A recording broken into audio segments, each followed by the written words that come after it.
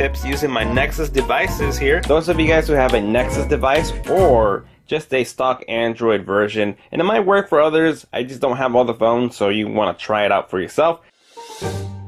There's a little trick to your phone that I'm going to show you here. Pay attention to the toggles. I can rearrange all these, and maybe you thought you can't do that unless you're rooted, but you do not need that. Now all we're going to do is press and hold on this little, and you can see it spinning. You can see it spinning right there. I'm going to let go. System UI Tuner has been added to settings. Now we're going to scroll down and go to System UI Tuner. Fun for some, but not for all. And quick settings, you click onto it. Now you can rearrange your stuff here. You can add more tiles, or let's say you don't want to see the invert colors, so you're going to bring it to the trash can and throw it away. It doesn't throw it away completely because you can bring it back, as you can see, invert colors. I want the airplane mode to be in the middle, switch it up, and it switches over. You don't really get to add like cameras or special apps. It's not a rooted feature, it's just more like a rearrangement or changing something on here. Now I love to see a little battery percentage, but I can't tell how many battery percentage I have in that little battery. So what you do, instead of having to do another third-party application that does this, you do it straight up within the phone. You can see my battery right there, it's nothing inside of it, but I'm going to click on this. And now there is a battery percentage of 81%. Instead of having to bring it down and then one more, go to the battery percentage, you'll see your battery percentage all the time inside there. Status bar. You can quickly uncheck and check things on if you don't want to see them in the toggle bar. It might be very useful and more minimal for you, or added features. Tip 2. Going into your settings, you want to go into About Phone and click on your build version 7 times. It goes 1, 2, 3, 4, 5, 6, 7, and it'll bring up your developer mode. But don't worry, you're not really going to mess up your phone. It's not like a real hack or a root thing, so you can, revert back to it. So we see developer options here. There's a few things in here that I do not know what it means, so I don't even move it, I don't even care about it. But you can see there's USB debugging mode. That's if you want to do some kind of computer hookup to do like tethering some sort with other applications, or like bug reporting. I'm going to hold the power button. You can see that's all we get. Select on that, now press the power button, now we get bug report. You can show touches, so if you want to see where your finger is hitting things, there's a little bubble there underneath my finger, you can't really tell. But if you want to see where it touches, so make sure it's registering, you can have that on and off. And this is where I used to come to all the time to change the animation scale, because maybe the way things pop up or move, you see that movement right there that comes up. We can move it into slower speeds. We'll do 5 times and you will see the animations are starting to get really slow. So now push that and you see that? The animations move very smoothly and very slowly. So if you want to make your phone feel faster, you want to set it at like 0.5 or even turn them off completely.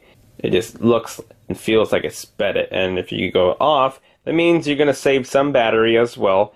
And everything's just going to just show up. It's not going to have any animation, just going to show up. Strict mode, show CPU usage. You click on that. You get your CPUs there showing up. Every time you leave an activity, it'll close it so it's not running in the background. You can see background process limit. If there's apps that you don't really use but you still want to keep installed, you can just touch on that. And inactive means it's not going to try to run or keep working on the background. It's going to stop it. So you got ways to turn them off if they're not active but you still want to keep them. And that's also a step if you wanted to root. Maybe you don't have enough internal memory. You already removed your pictures, videos, and moved files over to make room, but you still don't have enough. Well, this is what you got to check out. Go into your settings, go into your storage and USB. It might say something different. Just go to your storage. As you can see here, I've only used less than 6 gigabytes on my 64 gigabyte. The reason why I don't have a lot of stuff taken, because I remove a lot of apps, I remove a lot of games, and all my pictures and videos go over the cloud on my Google Photos. So I will always have enough room. But we can see the apps are what takes the most memory on my phone.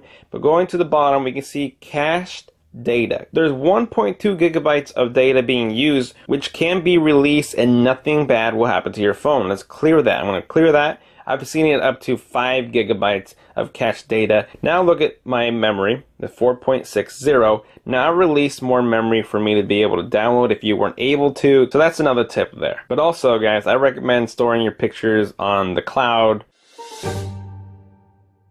Tip number 4, disabling applications. Those of you guys who have a lot of bloatware or applications that you never use but you can't remove them because you're not rooted. Play movies. Now, I can't remove play movies. And maybe your home launcher does not allow you to do it this way, But you can see I'm going to go to app info. Now if you want to go into your apps, you want to go into your settings, go to apps, and find that application again, Google Play Movies. Now I can't uninstall it because I have to have it, but I'm going to force stop it. You don't need to press that at all, but it'll say computing there, which you don't have to wait for, and you press disable. Now it says if you disable this app, other apps may no longer function as intended. Your data will also be deleted, which I'm totally fine because I don't ever use it. So I'm going to disable the app. Now it doesn't uninstall it from your phone, it just goes back to a factory version of uninstalling. It is disabled now. Let's go back into the drawer and you will see that it's no longer there. So I won't be annoyed with applications that are in my drawer, or it just won't be popping up or stuff being updated for it because I don't have it ready for it to try to work. So that's a disabled option. If you needed to bring it back, go back into your applications. If you don't have the option to choose from disabled, enabled, or applications, it's always going to be at the very bottom. And click on that, you see disabled. And those are the disabled applications. And lastly, for tip number 5, we want to go into NFC. My NFC is always checked on. It does not drain any battery, anything extra. There's no problem having it on. So what about NFC? Not only can you make mobile payments, paying in stores with your Android Pay, Samsung Pay, they use the same NFC, which is near field communication. But this is where it comes really handy. Let's say you wanted to do a application without the need of inputting any information. I'm going to open up OfferUp. Now I'm using my Nexus 7 tablet here, but it can be any other Android phone with NFC. Now I'm just going to combine these together in the back, and my NFC chip should be right there. Now you can see it got smaller, and I'm going to touch this and it's going to beam it right over to the tablet here, and there's the application right there without me having to put any information because I had this app open. Your friend might have been watching this app and he wants it. Same as Clash Royale. Put it over, cast it over, and there we have it, Clash Royale. NFC is great for a lot of reasons. You can even buy little tags to make profiles and a lot of things about NFC.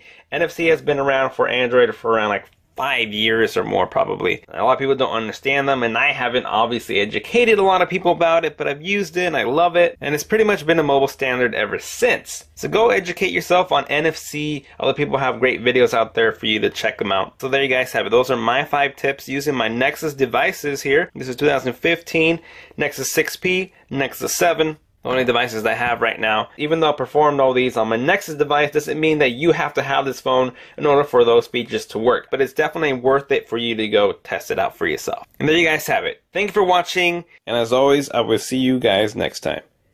Later.